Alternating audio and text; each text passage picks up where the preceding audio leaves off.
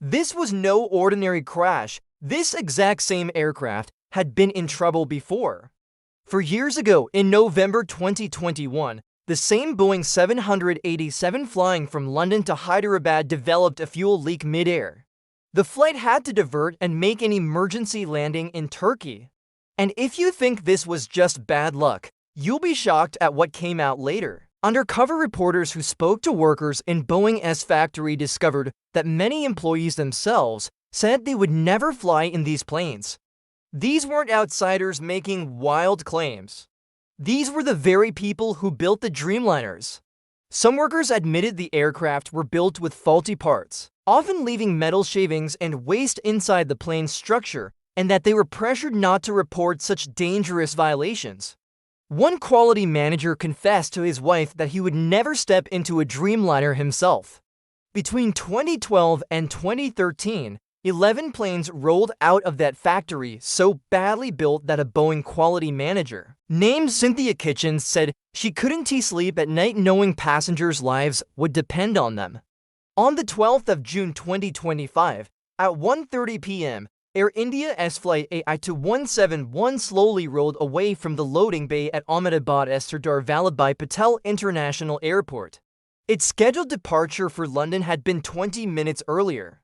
But on this day, this flight was running late. The aircraft was a Boeing 787 Dreamliner that had already completed 2 flights within the last 12 hours, Paris to Delhi, and then Delhi to Ahmedabad that same morning.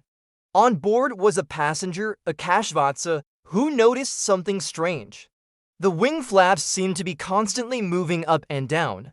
The cabin's air conditioning wasn't functioning properly either. Frustrated, he filmed a short clip, saying, "The AC is not working. Look at everyone." Later, he revealed even the in-flight entertainment system and remote controls were unresponsive. "Nothing is working, nothing at all," he said.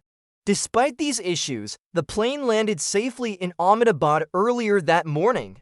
It was refueled at around 12:20 p.m., taking 42 minutes instead of the usual 30 to 35 minutes. Officials later said this wasn't abnormal for a full payload long-haul flight. While the aircraft was being fueled, 242 people boarded, 230 passengers, 10 crew members, and 2 pilots. The flight was under the command of Captain Sumit Sabharwal, an experienced pilot with over 8,200 flying hours, assisted by co-pilot Clive Kunder, who had logged 1,100 hours. At 1:31 p.m., the plane taxied toward the active runway.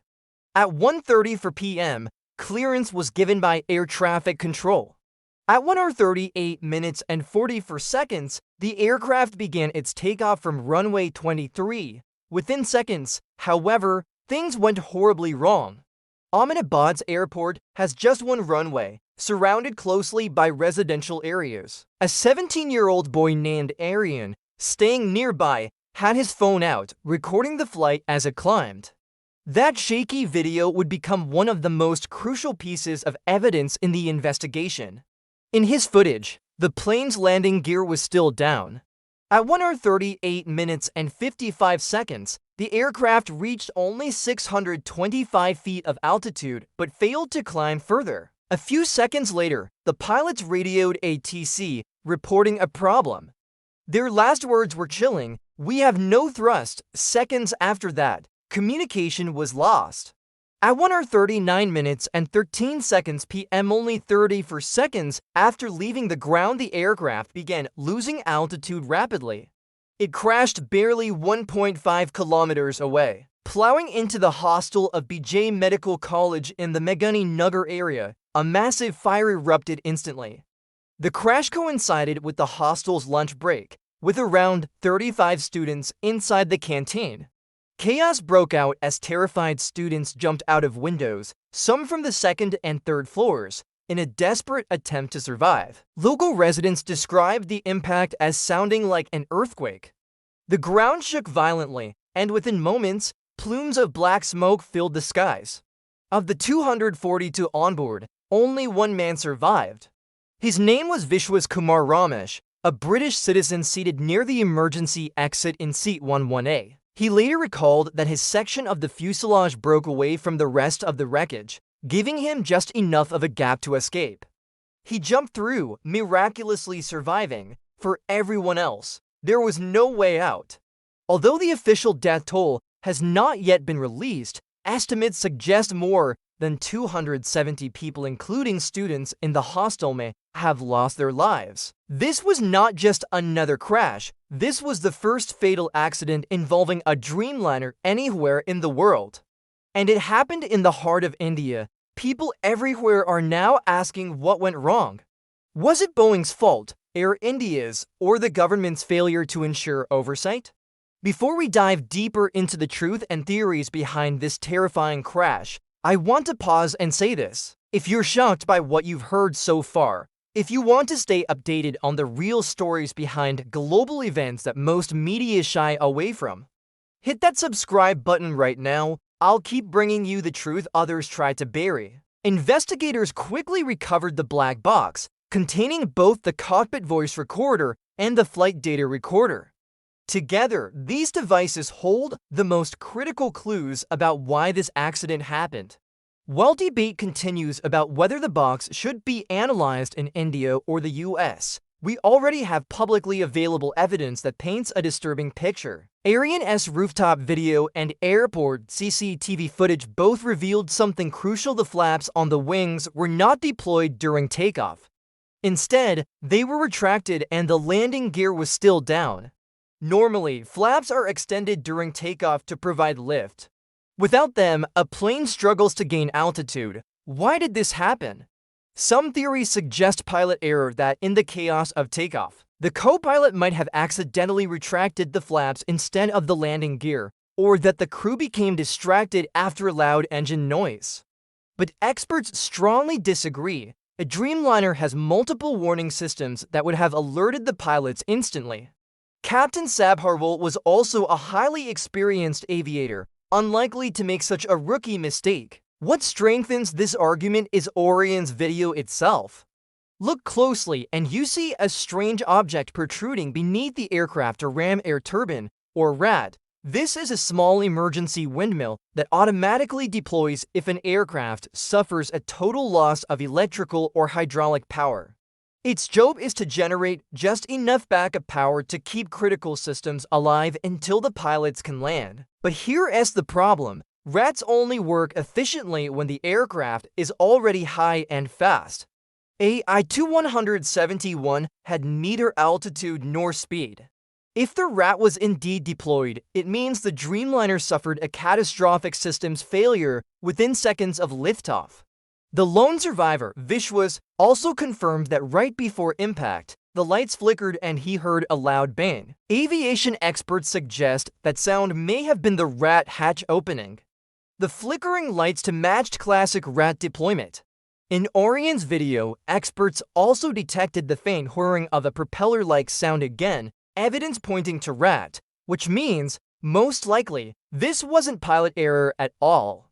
It was a total loss of power. Now the big question: what caused the loss of power? 3 theories are being investigated. First, fuel contamination. Experts say contaminated jet fuel can clog systems, leading to insufficient thrust or even dual engine failure. Contamination can come from water, rust, dirt, or even microbial growth inside fuel tanks. In 2019, several Boeing 787s had already faced similar issues. Second, total electrical failure. If the starter generators powering the engines failed, electronic engine controls would stop responding even if the engines were still running. The plane had backup auxiliary power units, but those can take over a minute to activate. Sadly, AI-171 never had that much time. Third, mechanical failure within the engines themselves, something Boeing Dreamliners have been accused of repeatedly in recent years. And that leads us back to the haunting history of the Dreamliner. From cracking windshields and overheating batteries to multiple emergency landings worldwide, the 787 has long been plagued by technical problems. Whistleblowers inside Boeing warned regulators for years. In 2019, The New York Times published shocking testimonies from workers who described metal shavings being left inside jets, faulty parts, and enormous pressure to cover it all up. A Boeing quality manager openly admitted he would never let his family fly in one. In 2024, another whistleblower warned that parts were being poorly assembled, mismatched from different suppliers, risking structural failure midair. Yet Boeing pushed the planes out anyway, cutting corners in the name of profits. And guess which airlines received some of the worst-built Dreamliners? Air India. Between 2012 and 2013, 6 defective jets were delivered to the airline. The aircraft that crashed on the 12th of June 2025 was one of them. Boeing's own employees admitted that these flawed planes were shipped overseas. None of these planes are staying in America. One executive said, "They're going to other countries," as if passengers' lives in India mattered less. But Boeing isn't the only one to blame. Air India's safety culture has long been under question. Even after Tata took ownership, audits revealed falsified safety checks, exhausted crews flying without rest, and serious lapses in maintenance records. This Dreamliner's last full inspection was done 2 years ago. Its right engine was repaired only 3 months before the crash. Its left engine checked just a month before. And yet, passengers like Akash were already complaining that even basic systems like AC and lights weren't functioning. How many red flags were ignored? Friends, the truth is rarely one single failure.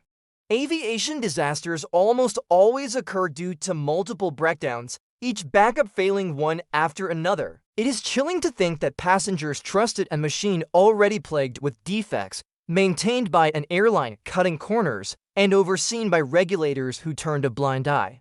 Together, this chain of negligence ended in one of the most horrifying air disasters in India's history.